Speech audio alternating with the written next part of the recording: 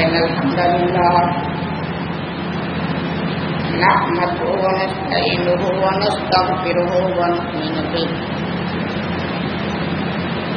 ونعوذ بالله من شرور أنفسنا ومن سيئات أعمالنا من يهده الله فلا مضل له ومن يضلل فلا هادي له وأشهد أن لا إله إلا الله وحده لا شريك له وأشهد أن محمدا عبده ورسوله أما بعد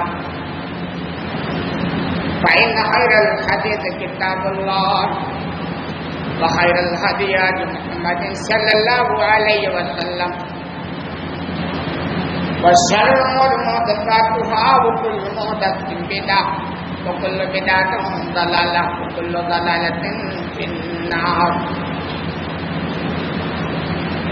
فأعوذ بالله من الشيطان الرجيم بسم الله الرحمن الرحيم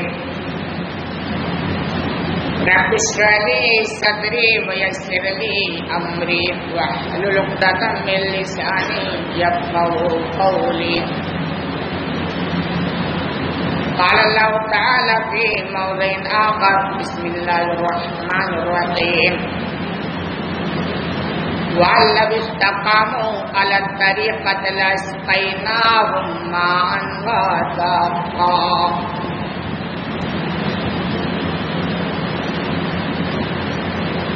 برادران اسلام، حاضرین جمعہ، دینی و ملی بھائیوں، بزرگوں اور دوستوں اور اسلامی ماں و بہنوں، تمام قسم کی تعریف و توصیف، حمد و ثنا، مناقب و محامد، بڑائی و بزرگی اللہ رب العالمین ہی کے لیے لائق اور مناسب ہے کہ جس نے ہمیں یہ انمول زندگی عطا فرمائی، بات ہو بے شمار درود و سلام ہو آخری نبی رحمت للعالمین تاجدار مدینہ احمد مجتبی محمد مصطفیٰ صلی اللہ علیہ وسلم پر، کہ جن کو ہمارے لیے نبی و رسول بنا کر بھیجا گیا۔ سامعین کرام، ہم آپ سے برکت کے موضوع پر بات کر رہے ہیں، اور ہم نے آپ کے سامنے کچھ ایسی باتیں رکھی تھی کہ حقیقت میں برکت وہ اہم چیز ہے کہ ہمارے اسلاف اس کے تعلق سے ہمیشہ اللہ رب العالمین سے دعا کیا کرتے ہیں۔ تو نبی کریم صلی اللہ علیہ وسلم کی زندگی آپ اٹھا کے دیکھیں تو بارہا ایسے مواقع آئے ہیں جس میں آپ نے برکت کی دعائیں کی۔ انہیں حدیث میں سے صحیح بخاری کی ایک روایت ہے، حضرت جعید بن عبد الرحمن رضی اللہ عنہ روایت کرتے ہیں، رأیت السائب بن یزید، کہ میں نے سائب بن یزید کو دیکھا 94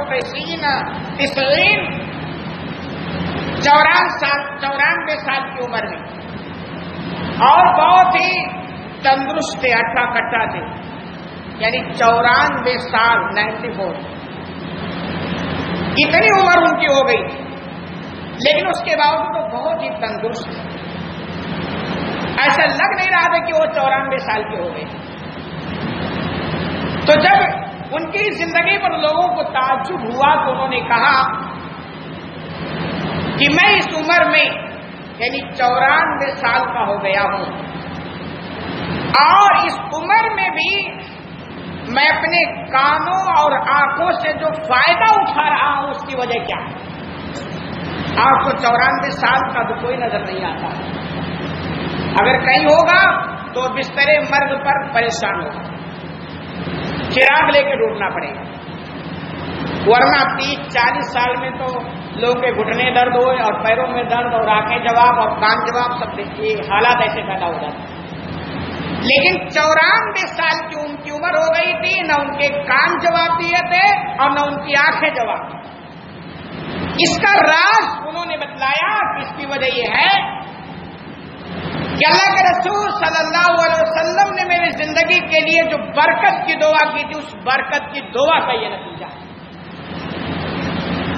یعنی اللہ کے رسول برکت کی بہت دعائیں کیا کرتے ہیں۔ وہ کہتے ہیں کہ میں بیمار ہو گیا، میری خالہ مجھے اللہ کے رسول صلی اللہ علیہ وسلم کے پاس لے گئی، اور ایسے موقع پر اللہ کے رسول صلی اللہ علیہ وسلم نے میرے لیے دعا کی۔ اس دعا کی برکت کا یہ نتیجہ ہے کہ میں 94 سال کا ہو گیا ہوں، لیکن میری آنکھوں نے بھی جواب نہیں دیا اور میرے کان نے بھی جواب نہیں دیا۔ آج آپ ڈھونڈتے رہو 94 سال کی عمر کی، اور اگر مل بھی جائے گا تو نہ بیچارے کو سنائی دے رہا ہوگا اور نہ دکھائی دے رہا ہوگا، نہ وہ خود سے چل پا سکتا ہے، یہ حالات ہیں۔ لیکن یہ کہ برکت کی دعائیں کرنی چاہیے ہر چیز کے تعلق سے، جیسا کہ اللہ کے رسول صلی اللہ علیہ وسلم بارہا موقع آپ لوگوں کو برکت کے تعلق سے دعائیں دیتے تھے اور اس کو اٹھانا بھی کرتے تھے۔ ایسے ہی صحیح بخاری کی روایت ہے، زہرہ بن معبد حدیث کے راوی وہ بیان فرماتے ہیں کہ میرے دادا عبداللہ ابن شام انہوں نے اللہ کے رسول صلی اللہ علیہ وسلم کو دیکھا، ان کی والدہ زینب بنت حمید ان کو یعنی میرے دادا عبداللہ ابن شام کو اللہ کے رسول صلی اللہ علیہ وسلم کے پاس لے گئی، یعنی ان کے بچپن کا واقعہ۔ عبداللہ بن ہشام زہرہ بن معبد کے دادا، وہ کہتے ہیں کہ میرے دادا عبداللہ ابن ہشام فرماتے ہیں کہ مجھے لے کر کے میری والدہ زینب بنت حمید اللہ کے رسول صلی اللہ علیہ وسلم کے پاس لے گئی اور کہا کہ اللہ کا رسول میرا یہ لڑکا ہے اور اس سے آپ بیعت لیجیے۔ بیعت تو سمجھتے ہیں نا، جب وہاں کو اسلام لاتا تھا، مسلمان ہوتا تھا تو اپنا ہاتھ نبی کے ہاتھ میں دے کر باقاعدہ بیعت کرتا تھا، نہیں عہد کرتا تھا کہ ہم آپ کی اطاعت کریں گے، اور جو جو چیزیں بھی آپ سامنے رکھتے تھے سب پر وہ تسلیم کرتا تھا، نماز پڑھیں گے، چوری نہیں کریں گے، زنا نہیں کریں گے، ایسے بہت سارے معاہدے ہوتے تھے تو وہ بندہ تسلیم کرتا تھا۔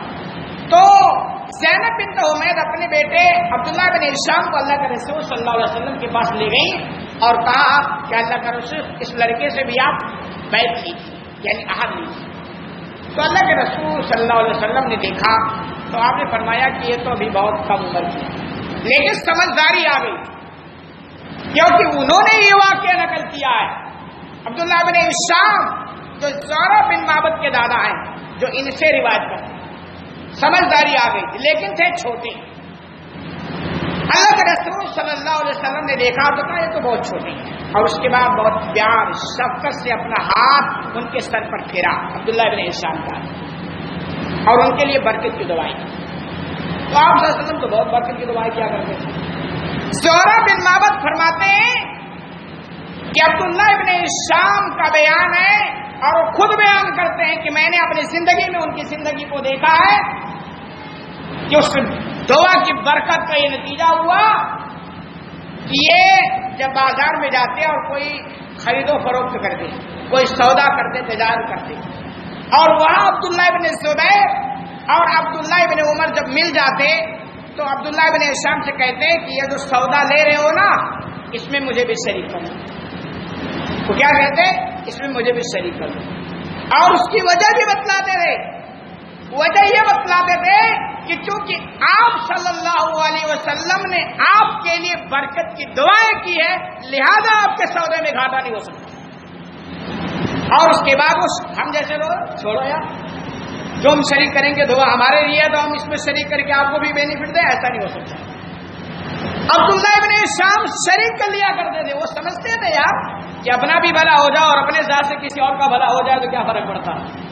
اور کیوں یہ بھی ہے نا کہ ہمارا جو حصہ ہم کو مل کے رہے گا کوئی چھین نہیں سکتا ہے، کہ ان کا ایمان تھا یہ ہمارا ہے کہ اگر ہم نے کسی کو تجارت کا آئیڈیا دے دیا، کسی کو نمونہ دے دیا، کسی کو پارٹنر بنا لیا، کسی کو شریک کر لیا تو ہمارا سب برباد ہو جائے گا، ایسا ان کا ایمان نہیں۔ وہ شریک کر لیتے تھے۔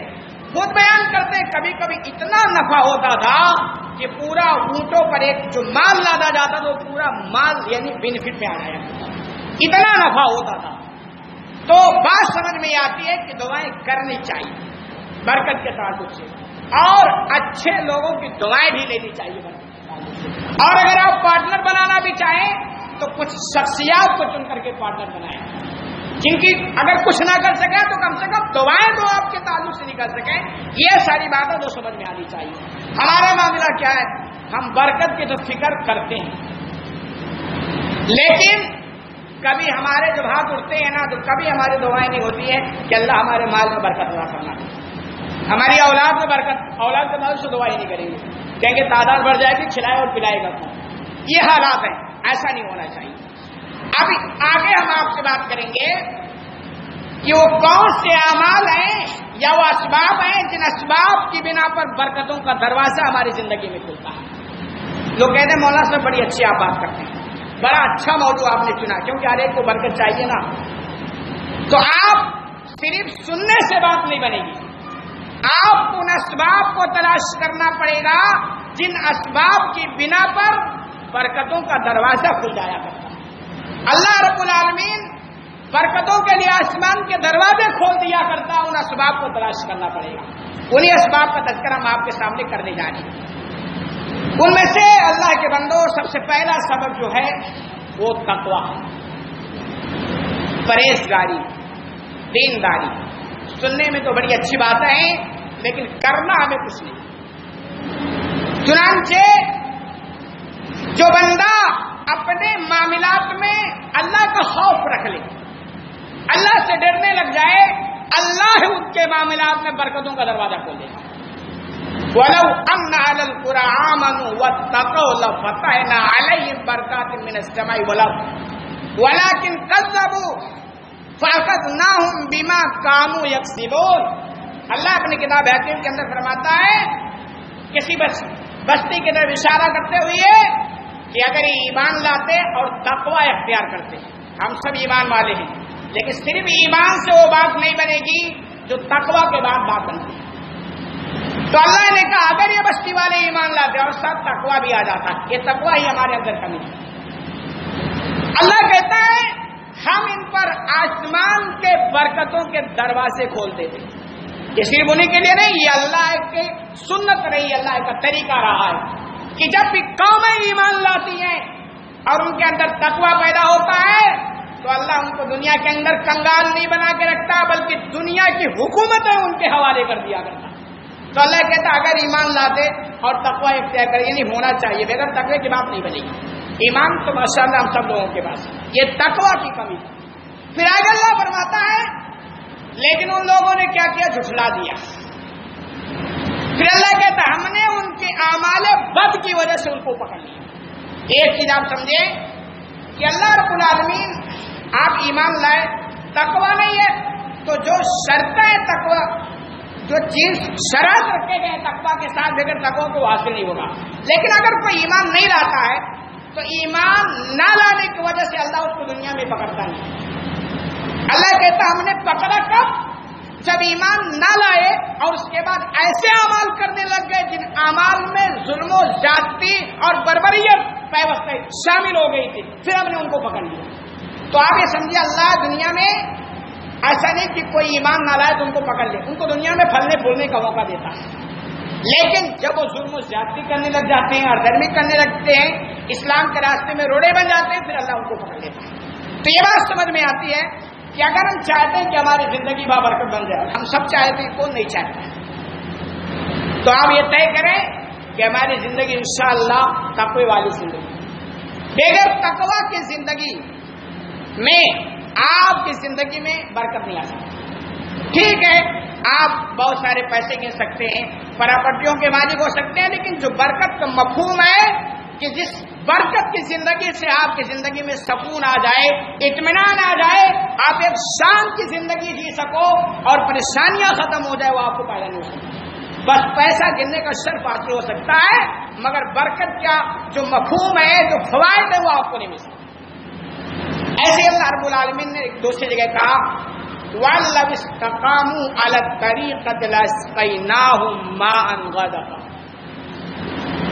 کہ اگر یہ مضبوطی کے ساتھ راستے پہ ڈر جاتے، اسی کی طرف اشارہ کرتے ہوئے اللہ کہتا ہے کہ اگر یہ لوگ مضبوطی کے ساتھ یعنی اسلام پر ڈر جاتے، یعنی ایمان لائے، پھر ڈٹنا پڑے گا، استقامت برتنا پڑے گا، اور استقامت کے لیے وہی ہے کہ بندو، اللہ کے بندو، بغیر تقوی کے استقامت آنے سے اللہ کہتا اگر یہ ایسا کرتے تو ہم موسلا دھار بارش آسمان سے نازل فرما دیتے، اور یہ بارشوں کا ہونا آسمان سے بڑی رحمت ہوا کرتی ہے۔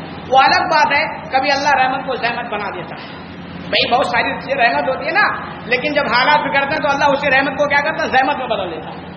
بارشیں رحمت ہے، لیکن کبھی اللہ کیا کرتا ہے، اسی بارش کو تباہی بنا دیتا ہے۔ ہماری اولاد ہمارے لیے رحمت ہے، نعمت ہے، لیکن کبھی اللہ اسی ہماری اولاد جو ہماری نعمت ہے ہمارے لیے عذاب بنا دیا کرتا ہے۔ تو نعمتوں کو اللہ کبھی اس کو کیا الٹا نتیجہ دکھا دیا کرتا ہے، وہ عالم بیٹا۔ لیکن اللہ کہتا ہے کہ اگر یہ ایسا کرتے تو ہم آسمان سے بارشوں کا نزول فرما دیتے جو خوشحالی اور فراوانی کا ایک ذریعہ ہوا کرتا۔ اور ایسے ایک دوسری جگہ اللہ فرماتا ہے وَلَوْ أَنَّ أَهْلَ الْكِتَابِ آمَنُوا وَاتَّقَوْا، کہ اگر یہود و نصارہ ایمان لاتے، اللہ نے اہل کتاب یہود و نصارہ کے تعلق سے کہا ہے کہ اگر یہ ایمان لاتے اور تقوی اختیار کرتے، یعنی صرف ایمان سے بات نہیں ملے گی، یعنی تقوی ایمان کے ساتھ ہونا چاہیے۔ اللہ کہتا ہے لَكَفَّرْنَا عَنْهُمْ سَيِّئَاتِهِمْ، تو ہم ان کے برائیوں کو مٹا دیتے، یعنی زندگی میں جو گڑبڑیاں تھیں ہم سب کا خاتمہ کر دیتے، ان کی گڑبڑیوں کا خاتمہ کر دیتے۔ وَلَأَدْخَلْنَاهُمْ جَنَّاتِ النَّعِيمِ، اور ہم ان کو بھی نعمتوں والی جنت میں داخل فرما دیتے۔ یعنی اللہ نے کہا ایمان لاتے، تقوی اختیار کرتے تو دنیا کے اندر بھی زندگی بڑی اچھی زندگی ہو جاتی، اور مرنے کے بعد بھی اللہ ان کو کیا کرتا، نعمتوں والی جنت میں داخل فرما دیتا۔ یعنی یہ ایمان اور تقوی، کوئی بھی ایمان لائے، اہل کتاب یہود و نصارہ اگر وہی ایمان لائے تو ان کو بھی یہ مقام مل سکتا ہے۔ یہاں کوئی ذات پر راضی نہیں ہے، جس شخص کے اندر بھی ایمان اور تقوی ہوگا اللہ اس کو اونچے مقام پر فائز کرے گا، اس کی زندگی میں برکتوں کا دروازہ کھول دے گا، اور مرنے کے بعد بھی اعلیٰ جگہ یعنی جنت میں اس کو جگہ بنا دے گا۔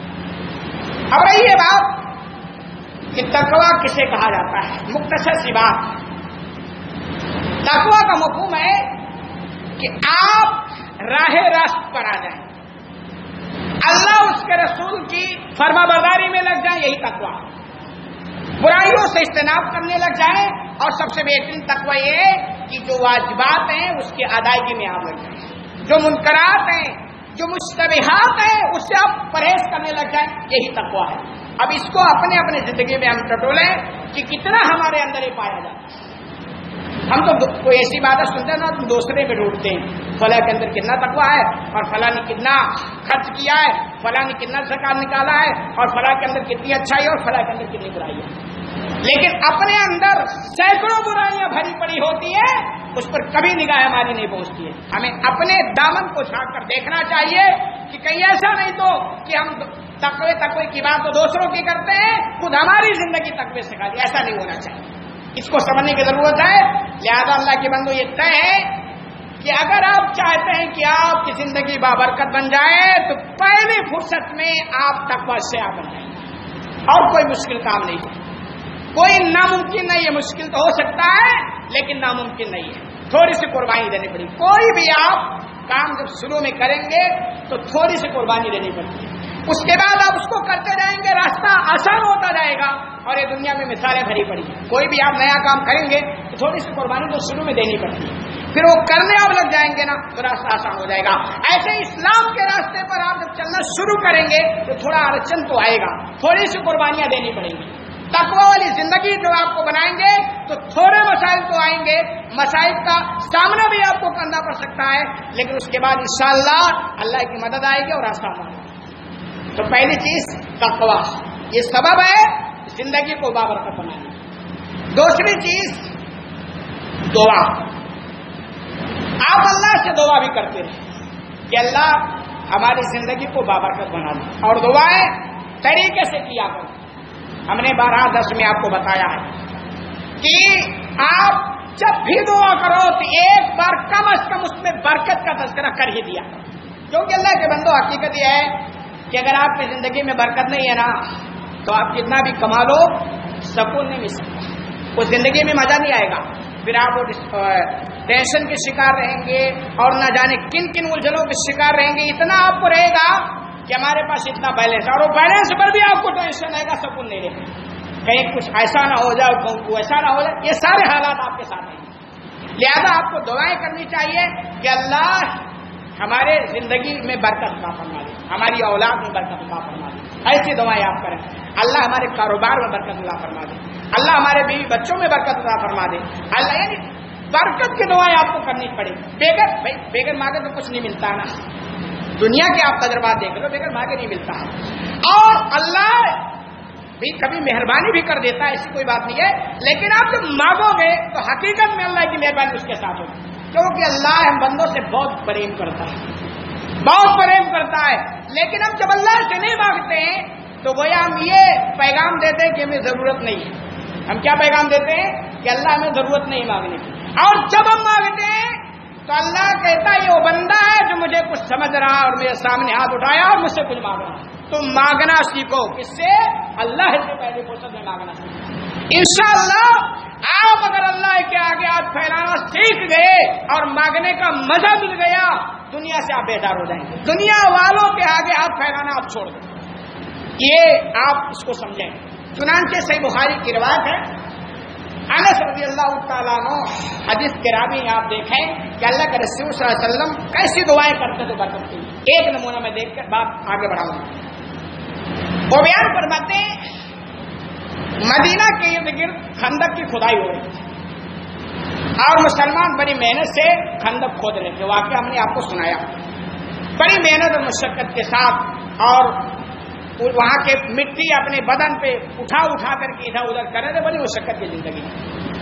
اور ایسے موقع پر صحابہ کرام رضوان اللہ تعالی علیہم اجمعین کی زبان سے یہ الفاظ ادا ہوتے تھے کہ ہم نے اللہ کے رسول صلی اللہ علیہ وسلم کے ہاتھ پر اسلام کے لیے اس وقت تک بیعت کی ہے جب تک ہماری جان میں جان.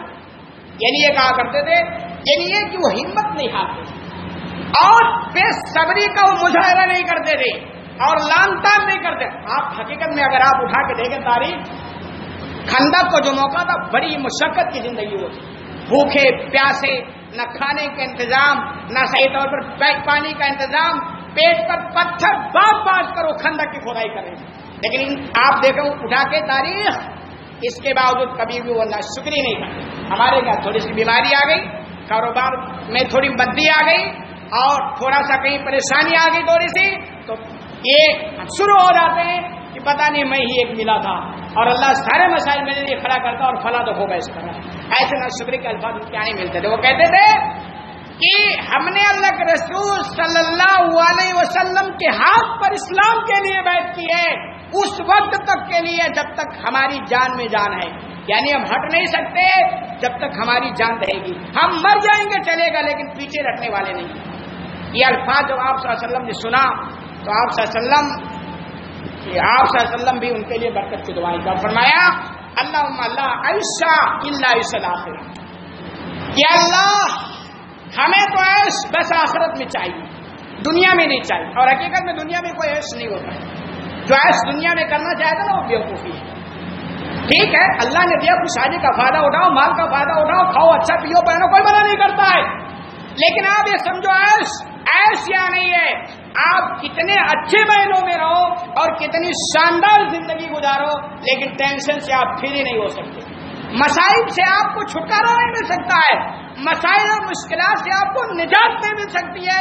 آپ اچھے اچھے گھرانوں پر نگاہ دوڑا کے دیکھو، کتنا بھی کوئی شاہانہ زندگی گزارے، کوئی بیماریوں میں جکڑا ہے، کوئی اور کسی میں ہے، کوئی اور کسی مسائل میں الجھا ہے، تو یہاں عیش نہیں ہے۔ وہ سب سے بڑے بیوقوف ہیں جو آخرت کو بگاڑ کر کے دنیا میں عیش حاصل کرنا چاہتے ہیں۔ تو اللہ کے رسول فرماتے ہیں عیش میں یہاں نہیں چاہیے، کیونکہ عیش ہو بھی نہیں سکتا ہے۔ پھر آگے آپ نے پڑھا اللہ انصار و مہاجرین کی زندگی میں تو برکت عطا فرما، ایسی دعائیں آپ کیا کرتے تھے، اور اس دعا کا نتیجہ آپ آگے ان کی زندگی کا مطالعہ کر اللہ نے جو برکتوں کا دروازہ کھولا ہے اس کی مثال نہیں دی جا سکتی۔ تو یہ آپ طے کریں کہ اگر آپ چاہتے ہیں کہ آپ کے بابرکت زندگی بن جائے تو آپ اللہ سے مانگنا سیکھو، اور تنہائی میں مانگنا سیکھو، اور طریقے سے مانگنا سیکھو، انشاءاللہ آپ کی زندگی بابرکت بن جائے گی۔ تھوڑا کماؤ گے شان سے جیو گے، تھوڑا کھاؤ گے ٹینشن فری ہو کر جیو گے، تھوڑا پہنو گے لیکن کسی کے آگے ہاتھ نہیں پھیلاؤ گے، یہ بابرکت کی زندگی پیدا ہو جائے گی۔ اور تیسرا سبب جو بہت عام ہے اور آپ کو تھوڑا اچھا بھی نہیں لگے گا، اور میں اچھا لے کے لیے بولتا بھی نہیں، حلال کمائی پر اکتفا کرو۔ اس پر حلال کمائی، حرام کمائی میں کبھی بھی برکت نہیں ہوتی ہے، اس کو نوٹ کریں۔ ایک روٹی کھاؤ اور ایک جوڑے پر اکتفا کر لو اللہ کے بندو، لیکن حرام کا دروازہ مت کھولو۔ حرام کھانے والوں کی زندگی میں برکتوں کا دروازہ بند ہو جایا کرتا ہے، اور حلال کھانے والوں کی زندگی میں اللہ برکتوں کا دروازہ کھول دیا۔ صحیح بخاری کی روایت ہے، اور ابو سعید خدری رضی اللہ تعالیٰ عنہ کرابی ہیں، وہ بیان فرماتے ہیں فرمایا یاخذ مالا بحقہ یبارک لہ فی، کہ جو شخص مال حق کے ساتھ حاصل کرتا ہے، یعنی کوئی مال لے رہا ہے اس لیے کہ میرا اس پر حق، نہ حق نہیں لیتا ہے، حق کے ساتھ لیتا ہے، یعنی یہ اب مثال ہے بھائی، کسی سے آپ پیسہ لے رہے ہو اس لیے لے رہے ہو کہ میرا حق، کسی سے آپ جو بھی مال لو اس بنیاد پر لو جس پر میرا حق ہے، یعنی حق کے واسطے لے رہے ہو۔ اللہ کا رسول فرماتے ہیں یبارک لہ فی، اللہ اس میں برکت عطا فرما دیتا ہے، برکتوں کا اس میں دروازہ کھول دیتا ہے۔